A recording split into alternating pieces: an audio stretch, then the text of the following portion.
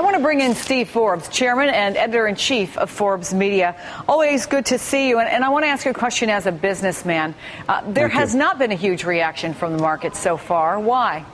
Because the markets feel that at the end of the day, the United States will still be able to pay the interest on those bonds. Even if you didn't get an agreement, there's enough cash coming in to pay the interest. Is that what you think? That it's absolutely true. Otherwise, you'd see the interest rates in the market reflect Ireland and Greece instead of the very low rates that we have today.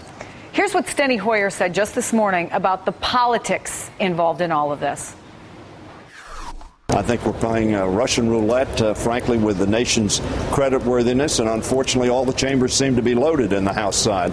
They want to shoot every bullet they can at the president. I think it's political in that sense, but it is much, much too dangerous. What do you think is going on here? What's the bigger problem? Is it the next election and the politics surrounding that, or is it the details of how to get this done? Well, I think it's the politics of the next election is the biggest thing. And the president, I think, has really been behaving very badly in the sense that he has not put a detailed proposal of his own on the table to get this thing moving forward. Well, to be fair, he was in there. He kept calling the leadership in. Yes, but and they he did not basically put said anything. He did not put anything on the table the way you would expect, the way Ronald Reagan did 25 years ago when he got a bipartisan agreement to overhaul the tax code. And they sat down and hashed the thing out. He had a proposal. His administration had a proposal. This president has not done so. Well, let me ask you what we just heard from Chris Van Hollen, because he's echoing what the president had to say. Their concern with the Republican plan is this. It's that it's short term, and 6 months from now, we find ourselves in this same situation, that it makes the markets uncertain. It makes us look weak internationally. Is that a legitimate concern? No, if all those things were a genuine concern in the market, again, you'd see the bond market in absolute turmoil today. I think people want to get this thing eventually done right.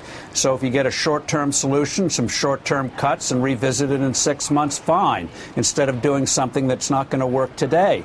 And the idea that you take tax increases today with the hope of spending cuts tomorrow, we've tried that twice in the past with those same ratios, 3-to-1. Ronald Reagan said it was the biggest mistake he made when he agreed to such a formula. George H.W. Bush did it 20 years ago, never got the cuts. So I think that's why the Republicans are insisting we want to do them simultaneously. Get the cuts done now with the raise in the debt ceiling.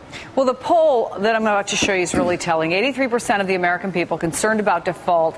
56% want the combination, spending cuts and tax hikes. Now the Wall Street Journal says companies, frankly, are worried about a default. Would this stop a business owner from hiring? Would it stop them from investing in new equipment? The short-term debt crisis, no. What is hurting the economy now is that most boring subject in the world, monetary policy. The weak dollar has sent private capital fleeing overseas. Uncertainty about the tax code 2 years down the road, or a year and a half at the end of 2012, and the huge costs on the companies, especially small companies, coming from the health care bill, and the uncertainties on banks, especially community banks, on the Dodd-Frank bill. Massive new regulations coming, which create uncertainty. Steve Forbes, thanks so much for taking the time, sir. Chris, thank you.